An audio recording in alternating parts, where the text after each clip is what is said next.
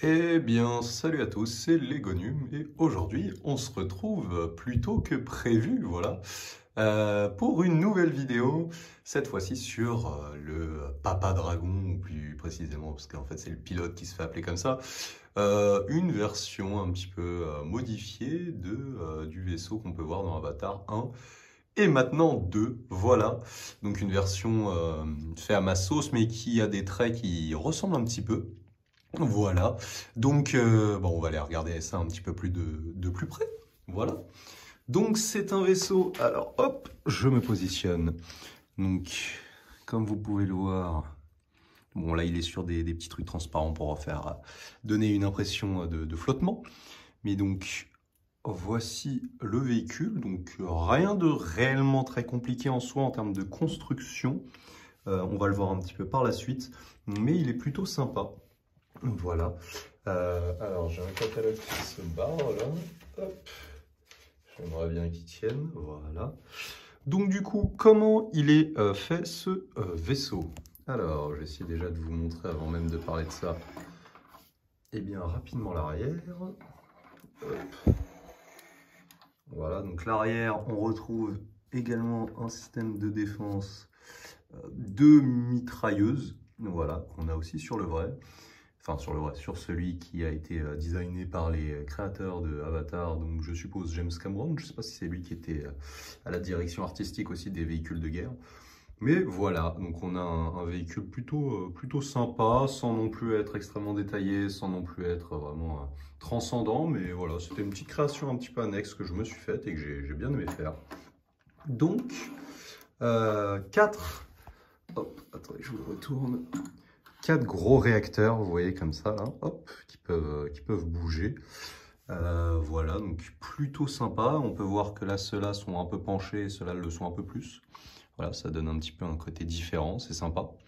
Donc voilà, donc avec bon, des espèces de plates un peu lisses, enfin, je sais plus comment on appelle ça, penchées, voilà, pour faire un petit peu de différence. Le cockpit, donc ici avec le pilote dans son cockpit transparent et un autre cockpit qui est un peu plus reculé et là qui est blanc, qui sera chargé donc, de contrôler les mitrailleuses. Voici, donc là on a 2 mitrailleuses sur les côtés, là et là. Bon, j'ai fait ce que j'ai pu pour cacher les trous sans que ça me prenne 300 000 pièces aussi, parce que je recommence à être un peu en dèche de pièces, il va falloir que j'en rachète.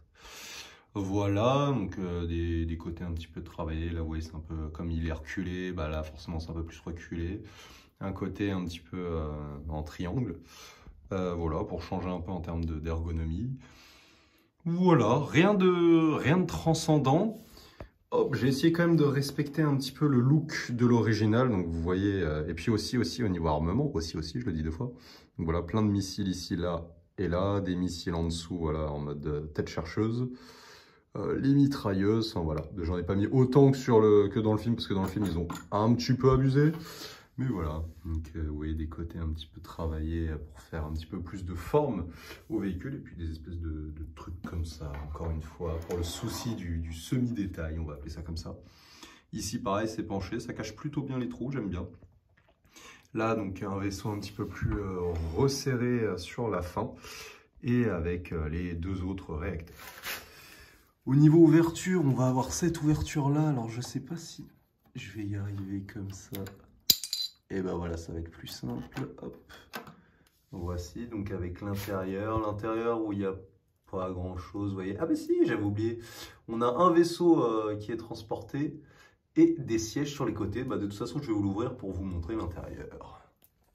Et donc, du coup, quand on l'ouvre, voilà comment ça se présente. Donc, 3 sièges d'un côté, un seul de l'autre, avec un gros fusil, voilà, un peu pour rappeler l'univers des mechas, vous savez, avec leurs grosses armes, parce que normalement, ce vaisseau transporte les mechas. Putain, j'ai tout cassé. Et puis au milieu, bah, à défaut de mettre un mecha, j'ai mis une espèce de petit vaisseau, voilà, comme ceci, qui s'ouvre. Je vais vous ouvrir les ailes. Voilà, et on peut mettre réellement une figurine dedans, hein, c'est fait pour, donc c'est plutôt sympa. Voilà, ça fait une petite features supplémentaire, voilà, donc rien de transcendant encore une fois, hein, ça c'est pas un véhicule qui a pour vocation d'être magnifique, extrêmement détaillé, c'était plus un kiff qu'autre chose quand je l'ai fait. Voilà, sinon on voit les cockpits à l'arrière, rien de fou. je vais vous le refermer pour la fin de la vidéo. Et voilà, le bestiau refermé. Donc un véhicule de guerre plutôt agréable, je trouve, que ça soit en termes de ressemblance, on va l'estimer à 35%, mais c'est au niveau forme, je trouve que ça fait pas mal, ça reste pas déconnant et je trouve plutôt sympa.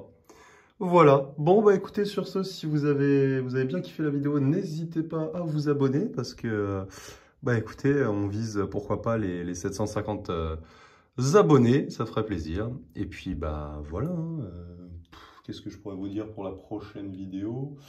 Bah, j'ai plein de trucs à vous présenter, donc après il restera à voir ma motivation qui me pousse à plus vous présenter la gamme par exemple Atlantis ici ou la nouvelle base que j'ai fait juste là. Voilà. Bon allez, sur ce, à plus tout le monde.